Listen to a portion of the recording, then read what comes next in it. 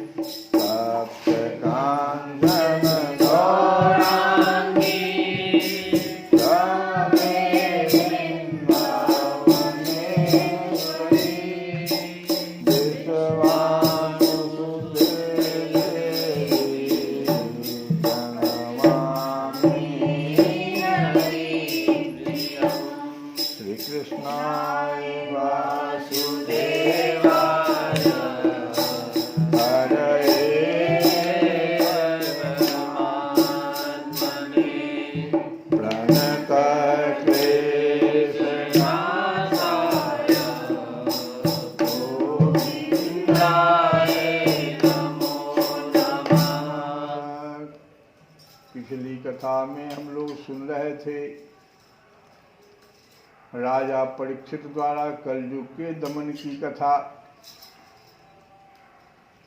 राजा ने देखा कि एक राजवेशधारी शूद्र हाथ में डंडा लिए हुए है और गाय बैल के एक जोड़े को पीट रहा है, जैसे ऐसे पीट रहा है जैसे कोई उसका स्वामी ही न हो।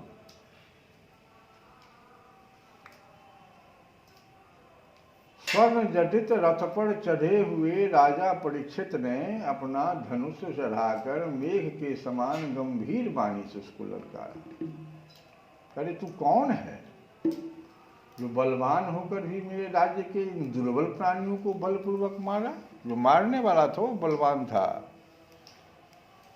तो कह रहे हैं परीक्षित कि तू बलवान होकर के और ये दुर्बल प्राणियों को क्यों मार रहा है? तू नट की भांति राजा का तो वेश बना रखा है, लेकिन राजा के जैसा कर्म नहीं कर रहा। राजा बलवान व्यक्ति को ही दंड देता है, दुर्बल को नहीं। और वो भी तुम इस गाय और बैल पर हाथ चला रहा है। तुम तो अपराधी है जी, तुमको तो हम वध करेंगे। और उन्होंने फिर धर्म से पूछा कि कमल नाल के समान आपका श्वेत वर्ण है, 3 पैर न होने पर भी आप एक ही पैर से चलते फिरते हैं, यह देखकर मुझे बड़ा कष्ट हो रहा है। बतलाइए, आप क्या बैल के रूप में कोई देवता है? अभी यह भूमंडल कुरुवंशी नरपतियों के बाहुबल से सुरक्षित है। इसमें आपके सिवा और किसी भी प्राणी की आंखों से शोक के आंसू बहते मैंने नहीं देखे। धेनुपुत्र, अब आप शोक न करें, इस शूद्र से निर्भय हो जाएं। गो माता, एक बात उन्होंने बैल से कही। अब गो माता को कह रहे कि गो माता, मैं दुष्टों को दंड देने वाला हूं, अब आप रोएं नहीं, आपका कल्याण हो। देवी, जिस राजा के राज्य में दुष्टों के उपद्रव से सारी प्रजा त्रस्त रहती है, उस मत वाले राजा की कीर्ति, आयु, ऐश्वर्य और परलोक नष्ट हो जाते हैं। राजाओं का परम धर्म यही है कि वे दुखियों का दुख दूर करें। यह महादुष्ट और प्राणियों को पीड़ित करने वाला है, अतः मैं अभी से मार डालूंगा। सुरभिनंदन, आप तो 4 पैर वाले जीव हैं, आपके 3 पैर किसने काट डाले? श्री कृष्ण के अनुयायी राजाओं राज्य में कभी कोई भी आपकी तरह दुखी न हो।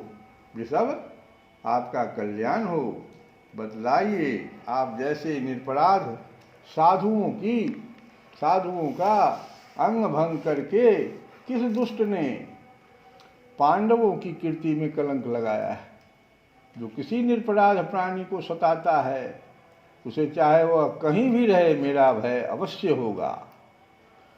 ये राजा परीक्षित कह रहे हैं। दुष्टों का दमन करने से साधुओं का कल्याण ही होता है। जो उदंड व्यक्ति निरपराध प्राणियों को दुख देता है, वह चाहे साक्षात देवता ही क्यों न हो, मैं उसकी बाजूबंद से विभूषित भुजा को काट डालूंगा।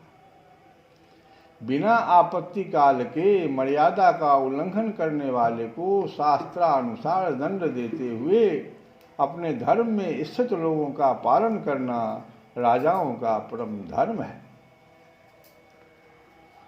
तब धर्म ने कहा कि राजन, आप महाराज पांडु के वंशज हैं, आपका इस प्रकार दुखियों को आश्वासन देना आपके योग्य ही है, क्योंकि आपके पूर्वजों के श्रेष्ठ गुणों ने भगवान श्री कृष्ण को उनका सारथी और दूत आदि बना दिया था। नरेंद्र, शास्त्रों के विभिन्न वचनों से मोहित होने के कारण हम उस पुरुष को नहीं जानते जिससे क्लेशों के कारण उत्पन्न होते हैं।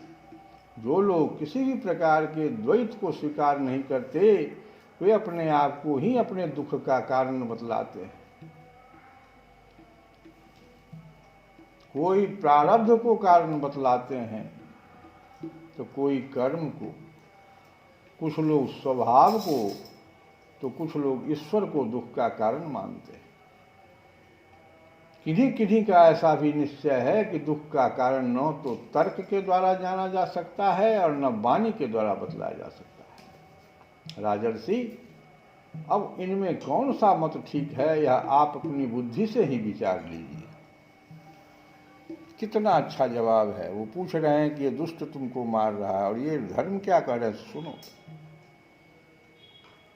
मैं तो समझता हूं, धर्म कह रहे हैं कि दुख का कारण प्रारब्ध हो सकता है, या मेरा कर्म हो सकता है, या कुछ लोग स्वभाव को, कुछ लोग ईश्वर को दुख का कारण मानते।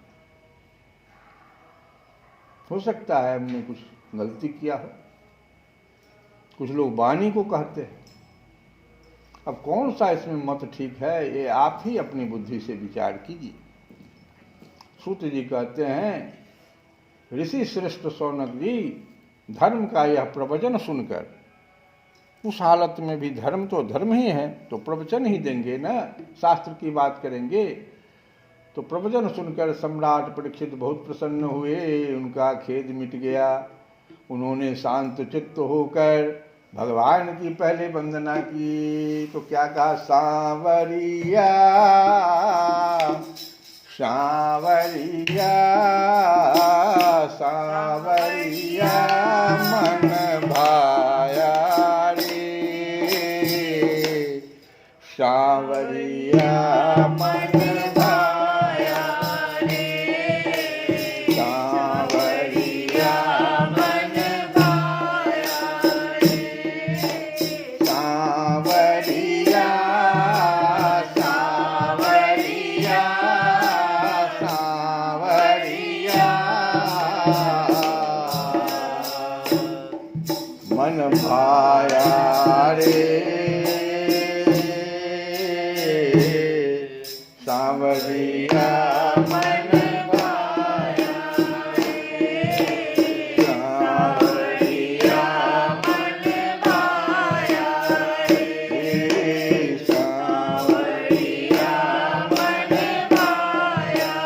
रे, सांवरिया मन भाया रे, सांवरिया मन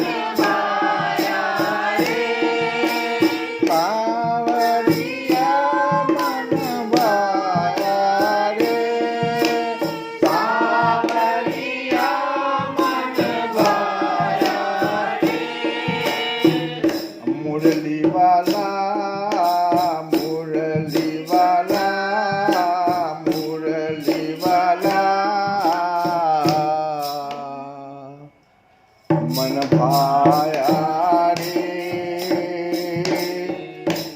मुरली वाला मन भाया रे, मुरली वाला मन भाया रे, मुरली वाला मन भाया रे, ओ सांवरिया सांवरिया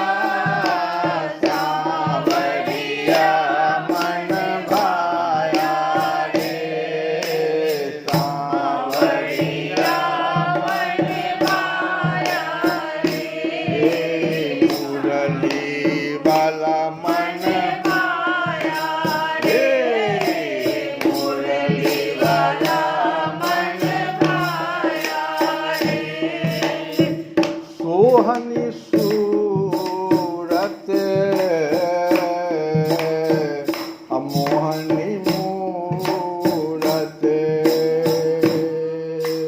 सोहनी सूरत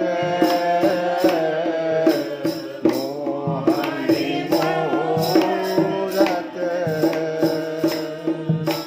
सोहनी सूरत मोहनी मूरत, सोहनी सूरत मोहनी मूरत,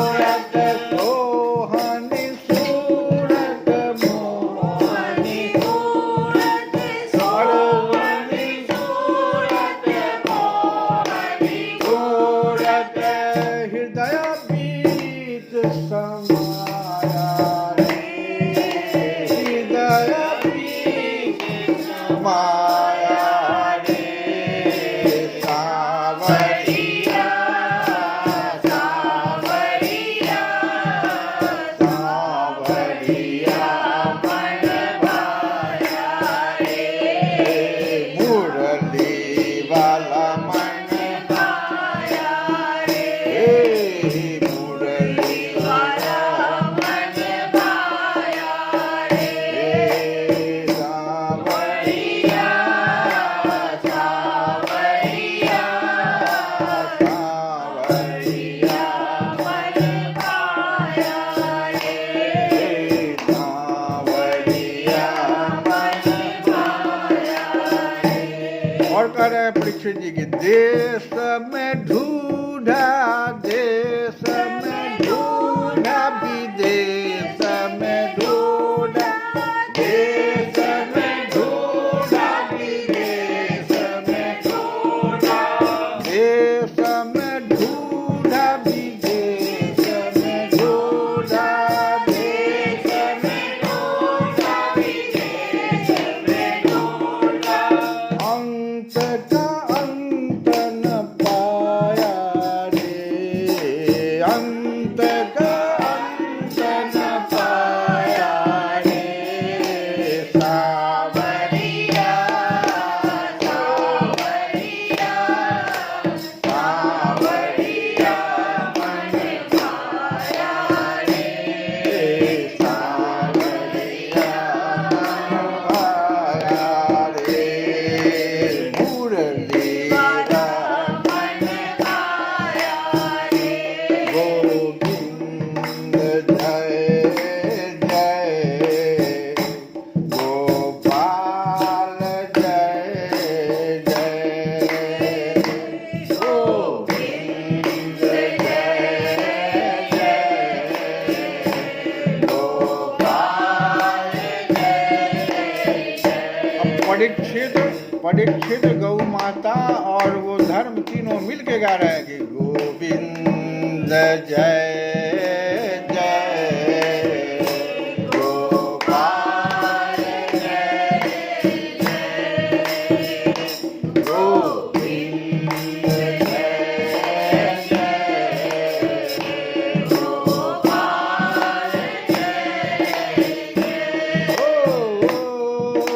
राधा रमन, ओ राधा रमन, हरि गोविंद जय जय, हरि गोविंद जय जय, हरि गोविंद जय जय। इस प्रकार से सब लोग भगवान की स्तुति किए और तब परीक्षित ने कहा कि धर्म का तत्व जानने वाले ऋषभदेव, आप धर्म का उपदेश कर रहे हैं। एक तरफ तो उनको दंड दे रहा है कलयुग, लेकिन वो तो धर्म का उपदेश, उस समय में भी जो धर्म के तत्व को समझने वाले हैं वो कष्ट में भी धर्म का ही उपदेश करेंगे। तो ही कह रहे हैं राजा कि आप तो धर्म का उपदेश कर रहे हैं, अवश्य ही आप वृषभ के रूप में स्वयं धर्म हैं। श्री कृष्ण गोविंद हरे मुरारे।